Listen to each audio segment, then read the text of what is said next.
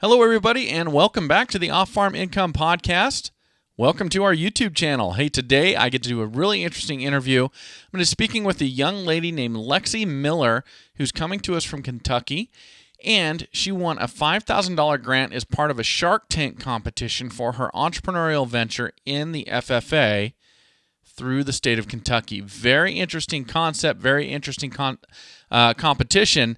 And she's got a great business that's growing faster than she expected it to, which is always, well, I shouldn't say always, but can be, and in her case it is, a very nice problem to have. Really fun interview. We're going to start it for you right now. Joining me today is Lexie Miller, and she is coming to us, and Lexie, I'm going to struggle saying this, Muhlenberg County High School in Greenville, Kentucky, home of the Mustangs, and she's a chapter reporter there and a junior in high school, and she's also been part of a very, very cool competition I've been privileged enough to see some of, and that is a Shark Tank competition there in Kentucky, so I'm excited to talk to her. Lexie, welcome to the show. Thank you very much for coming on. Thank you for having me. You bet. How's Kentucky treating you today? Oh, it's great. It's a little chilly outside, but that's Kentucky weather for you. All right, now, I'm in Idaho, so I want to compare. When you say it's a little chilly in Kentucky, what does that mean?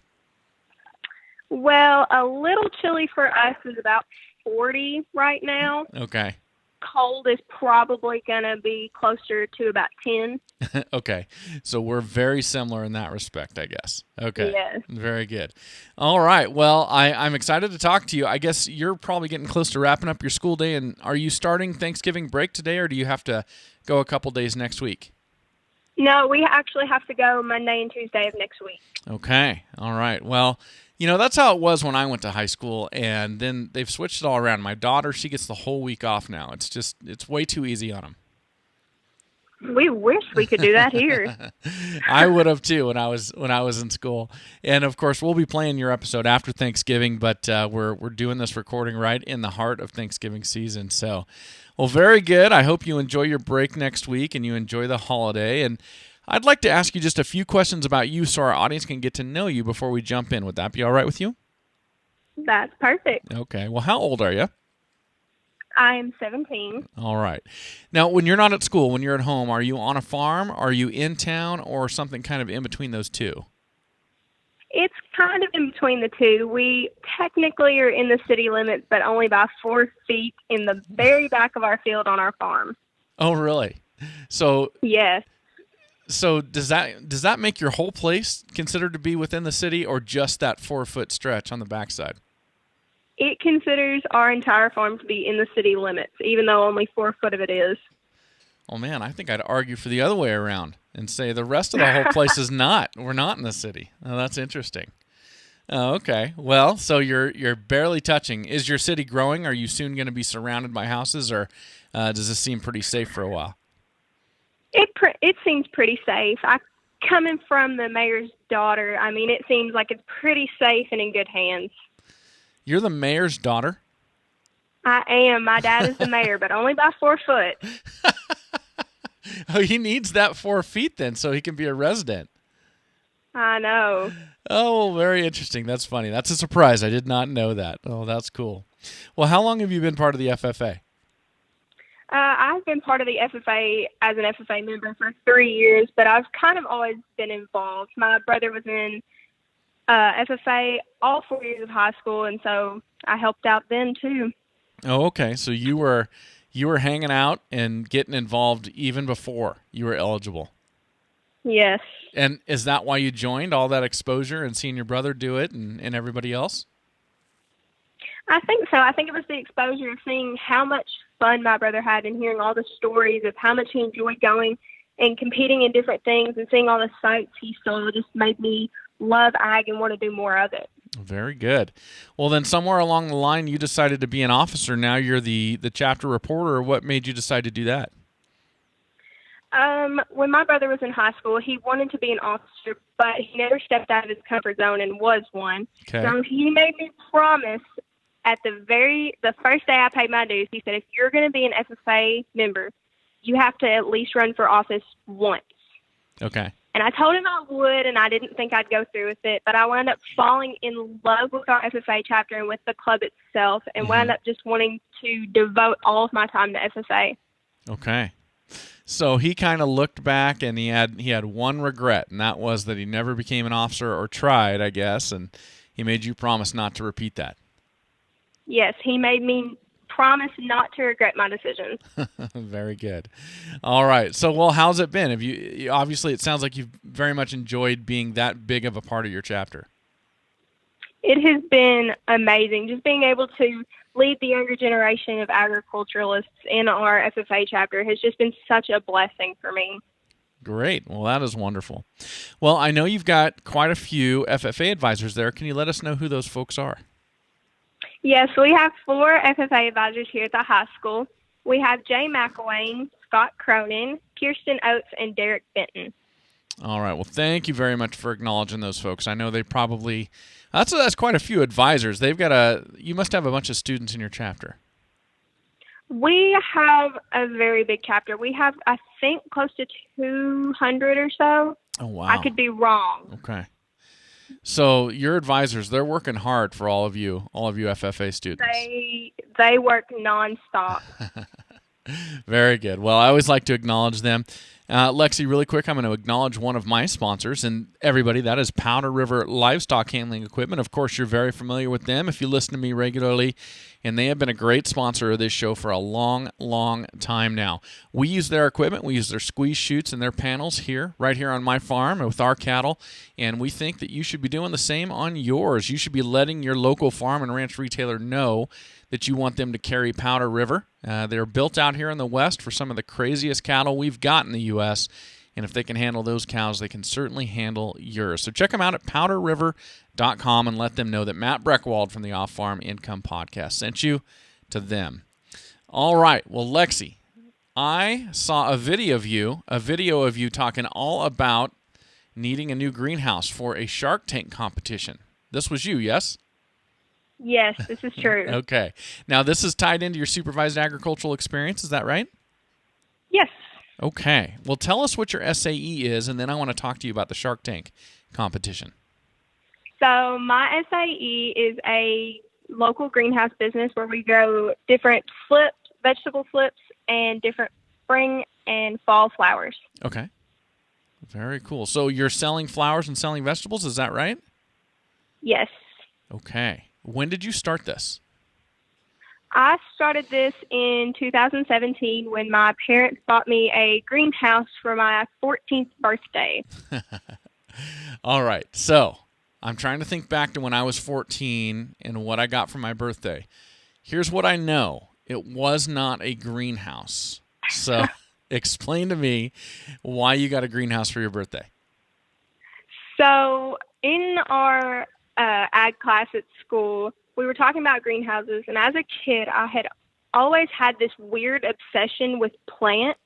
Okay. I guess it started with my grandma, who to babysit me when I was a kid and let me get a plant every spring. So I just decided that I wanted to do something with plants in my SAE, and it just grew into a greenhouse. Well, that is great. So did you ask your parents to get you the greenhouse for your birthday, or did they just surprise you with it? Well, we had kind of talked about looking into getting one, but actually my brother was on his way back from college one day and found it. It was in the middle of nowhere. It was very old, hadn't been used in years, and he just up and decided that he would just stop and ask them if they would be willing to sell it. He told the woman what it would be used for, and she absolutely loved the idea of somebody else taking it and making it completely new and using it for something good. And did you have to do a lot of work to it to get it up and going again? We did. We extended it about, I think, 6 foot. We extended it 6 foot, and then we had to add all new plastics, all new windows, all new front and back, everything. And so you got it going, you started growing more and more plants, and you started selling flowers and vegetables. Is there a name? Is there a business name for what you sell these under? Yes, our business name is LouLou's Mums and More. LouLou. Okay. LULUS, is that right? LOU. It's L LOU. LOULOU. OU. Okay. Yes. LouLou's, Mums, and More. Awesome. Okay. So you must have got started out with chrysanthemums. No, actually, we started out with petunias. Okay. Well, why is it not LouLou's, Petunias, and More? Well, we started out in the spring, but we knew we were going to do mums. Mums was our kind of original plan. Okay. But once we got the actual greenhouse, we just decided that we would kind of branch out and add spring flowers or more spring flowers. So we added those to the list at first, and then we spread out into mums. Okay. All right. So very good. And then when did you start growing and selling vegetables?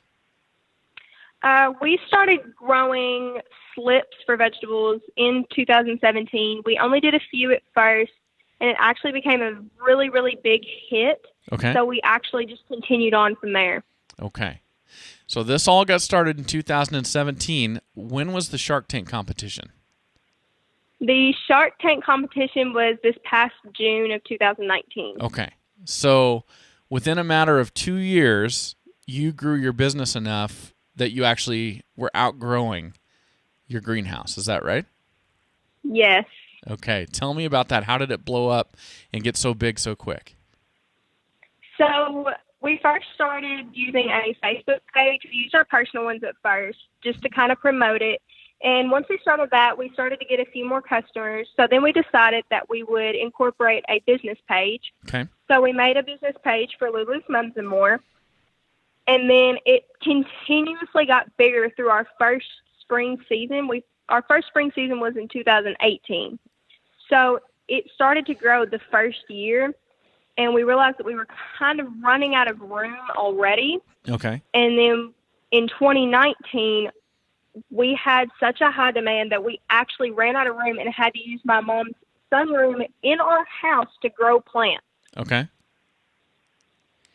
And I saw on your video that you also had to kind of be creative and retrofit a bunch of stuff to keep things from freezing when it gets really cold.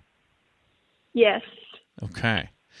So how did this happen? Were people placing orders and you were getting too many orders for the capacity you had to fulfill them, or did you just realize there was that much demand and you were trying to grow as many plants as possible to meet it? People would come to us and they would ask me, like, for certain things. They would be like, do you have this certain type of petunia, or do you have this certain type of caliber color? And we didn't actually have it, or if we did have it, we had already sold out of it by the time, within like a month of opening. Okay. So when we opened I think we opened in late April, when people start coming in, they would ask for something and they would buy it in bulk. They would buy it in giant amounts, and then we wouldn't have any for the people that would come in early May or late May. Okay. So you did not have enough product for everybody, and I mean, you don't want that. You don't want people coming to buy stuff from you and you not being able to sell it to them, right? Exactly. We had such a small space. We thought we would be able to grow enough we thought we were going to be a really small business at first, but it blew up and became something way bigger than what we were ready for. Okay. That does happen.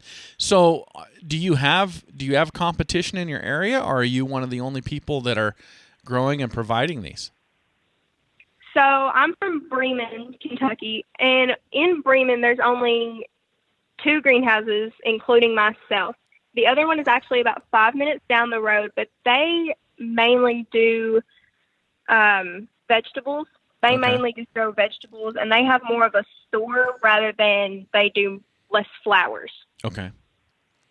Got it. So you're kind of it when it comes to the flowers then. Yes, on the north end of the county. There's some on the south end of the county, but they're not as extensive. They're not as extensive or expensive?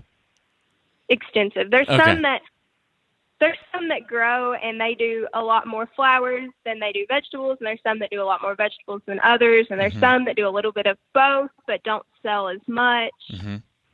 Okay. Very cool. Well, did you realize that there was this potential when you first started, or were you caught off guard?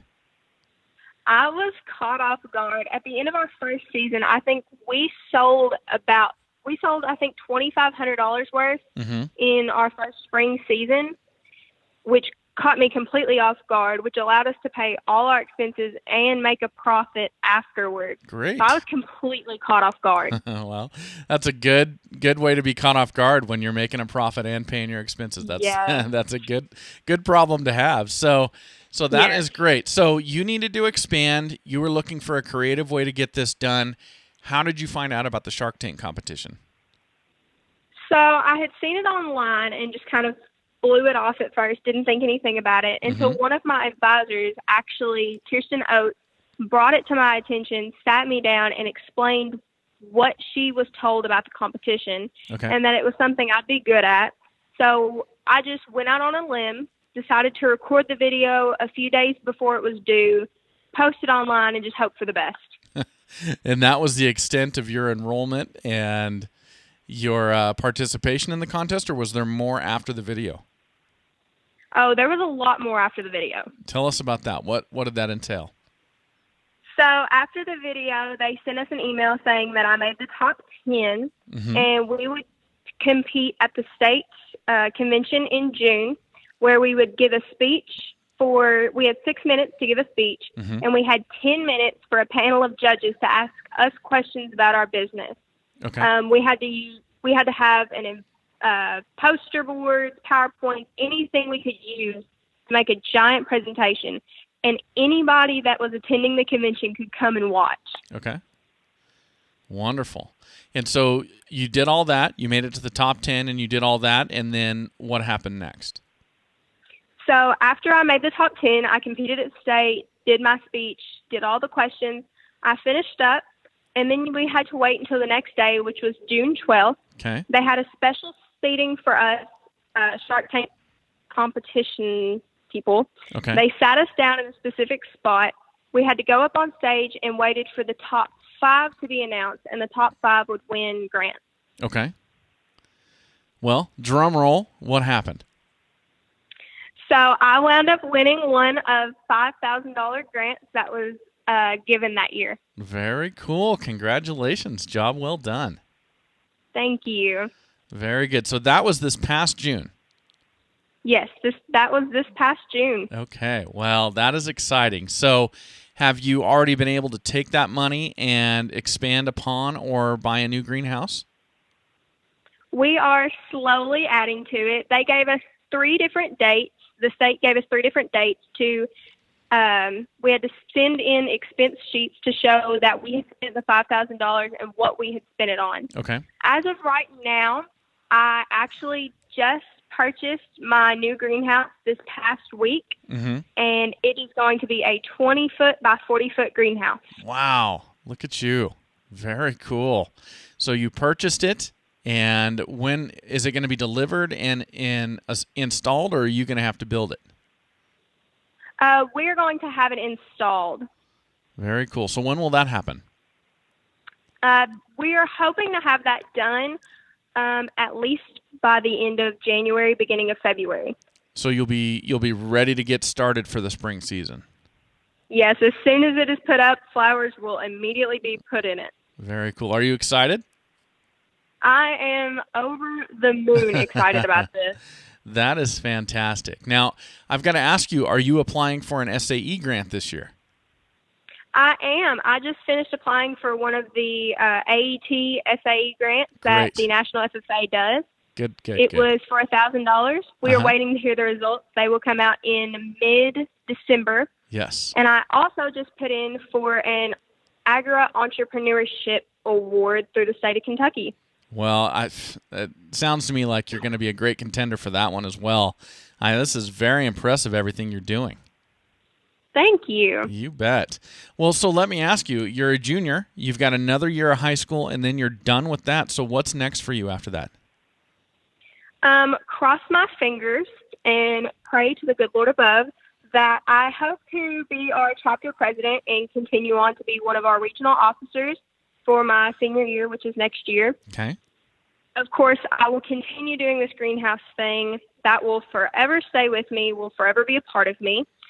And I'm not sure what the future holds, but those are just two of the things that I hope happen. Well, do you see yourself being an entrepreneur in the future?